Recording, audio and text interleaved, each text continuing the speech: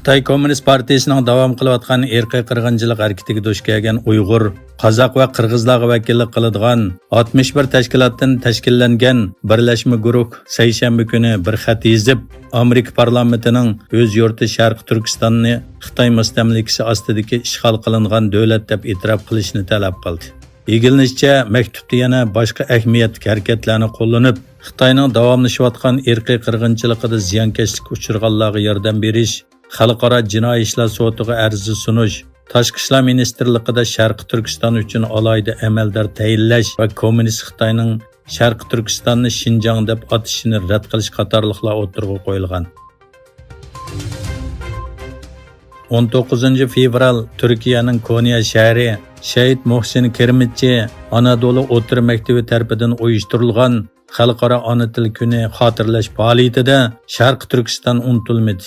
Sahnaga yana Sharq Turkistonning ko'k yulduzli Hilal oy bayrog'i esildi. Bu bayroqdan maska taqib olgan 7 o'quvchi Sharq Turkiston milliy marshini o'qib, Uyg'urlarga istashligini bildirdi va Xitoyning Uyg'urlarga qaratgan zulm siyosatini tanqid qildi. Maktab mas'ullari ko'rgazmaning yaxshi tayyorlik qilinganligini va bu nomerning faoliyatga qatnashgan taxminan 400 o'quvchining oldida o'rinlanganligini aytdi.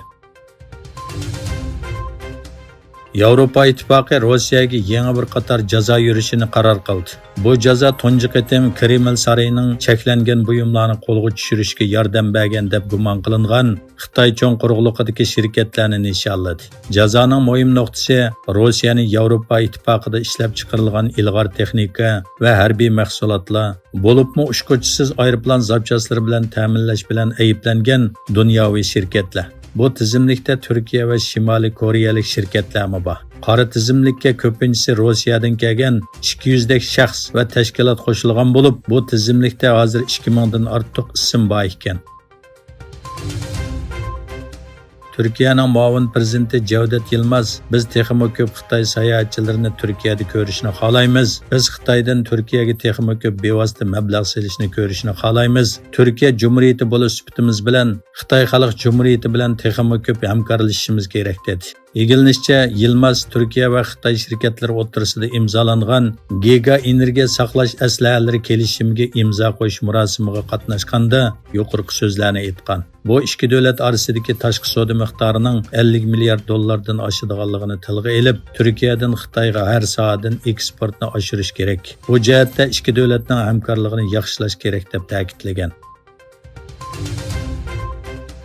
Yaponiya hukumati Isroilga ishg'ol qilgan G'azza rayoniga 32 million dollar insonparvarlik yordami evatishni planlaganligini e'lon qildi.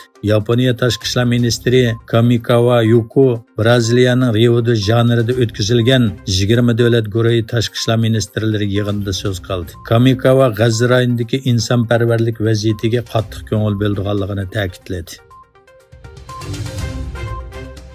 Reuters agentligining xabariga qaraganda, Iran Rossiyani 2024-yili 1-oydan boshlab taxminan 400 kilometr uchish masofasi bo'lgan 400 dan ortiq ballistik boshqariladigan bomba bilan ta'minlagan. Organning xabariga qaraganda, Iran amaldorlari boshqariladigan bombalarni Rossiyaga o'tkazib bergan. Bu Iran va Rossiya harbiy va bexatarlik amaldorlari o'rtasida hosil qilingan kelishimning bir qismi ekan.